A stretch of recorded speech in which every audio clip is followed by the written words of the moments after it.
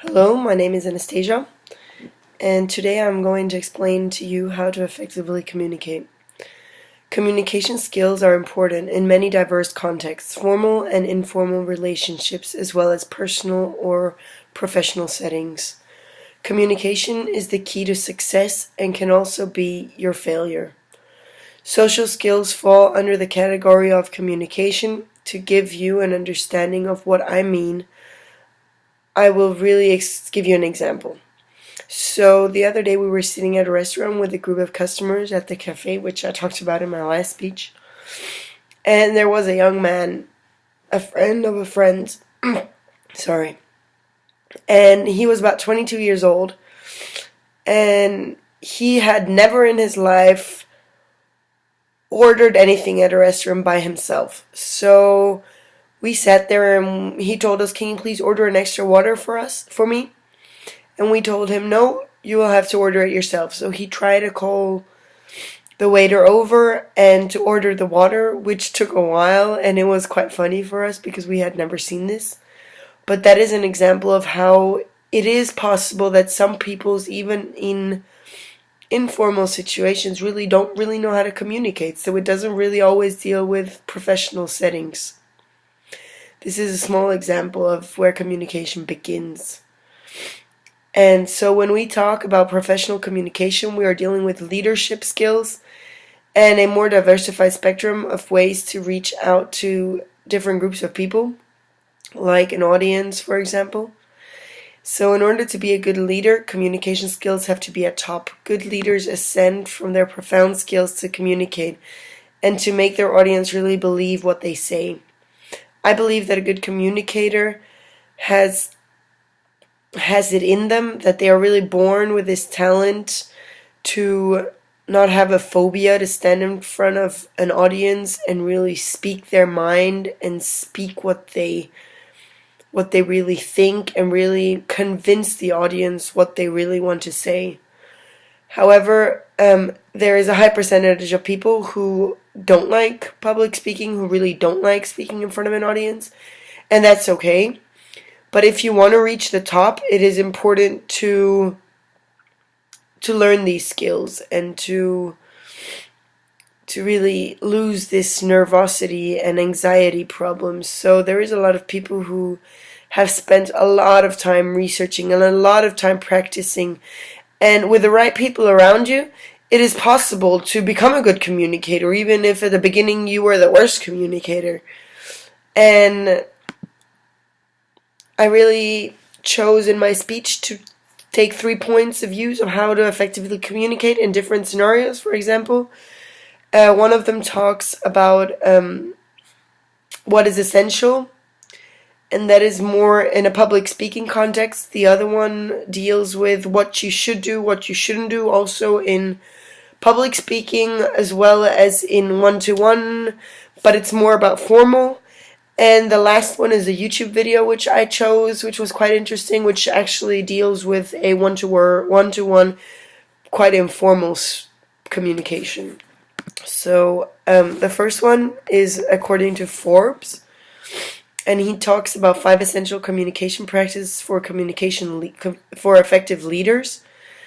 So number 1 is to mind the say-do gap, especially in formal speeches where the does not really belong. Forbes proposes that a trusted colleague can tell you straight and flag discrepancies and to rather delay the speech or say nothing. Number 2 of Forbes propositions is to make the complex simple, meaning that the audience really wants to stay focused and really follow what you're trying to communicate, so it doesn't really, you shouldn't make everything too complex. Find your own voice is the next one, which really is an essential key to effective communications. Many believe that it is important to be formal and to use the correct grammar and language. However, people actually do appreciate and respect and connect more to the real you as a speaker, so it's quite important. The next one is to be visible. which means that it is easy to e-communicate with people effectively. However, when it comes to personal connections, many people have a problem, so a face-to-face or a voice-to-voice communication is very different on how to communicate the message that you're trying to communicate, obviously, to the audience. And the last tip that Forbes talks about is to listen with your eyes as well as with your ears. And what Forbes is trying to say is that a good communicator is a good spectator and a good listener. Effective communication is two ways, and looking at your audience and receiving either direct feedback or from the body language, you should really understand a lot as a communicator, as a public speaker mainly. The next person I analyzed, or I'm going to discuss, is Finley, his name, and he really points out the main points to successful communication is to plan and decide what your purpose is, and to be able to sharply communicate this to the audience, to prepare your talk and be fit to the time limit, to rehearse in advance, to make sure that there's no mistakes or misconceptions. So he kind of talks about some do's and don'ts. So it says, do show enthusiasm and energy, do face the audience, do speak loudly so that you can be heard by the entire audience, for example, or don't jump back and forth between slides if you're giving a presentation. Don't start changing slides as well.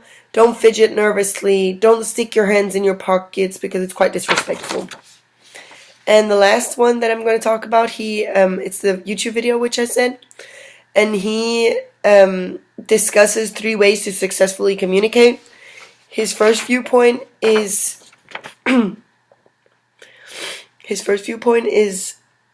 importance to take a breath. When asked a question, for example, and really take time to think about what you want to say and how to structure the way you want to say it. So he states that pausing has 3 benefits, which you can see here at the bottom, 3 of them. So to take Tracy's, it really gives time to clarify what the speaker really wants to say, and also not to interrupt the speaker, and because the speaker might have just stopped to take a breath and you're already jumping out there with your ideas, and that's really not respectful. So respect is obviously the last one, in consideration to really hear the person until the end, what they have to say. Another way to become a great communicator is to always ask for clarity, to really understand what the message is. Sometimes people understand things differently depending on many factors: social, cultural, political, language barriers, for example, and therefore it's always good to ask and not to assume. And the last tip that Tracy gives is to really listen to the conversation, since this builds trust and character and personality between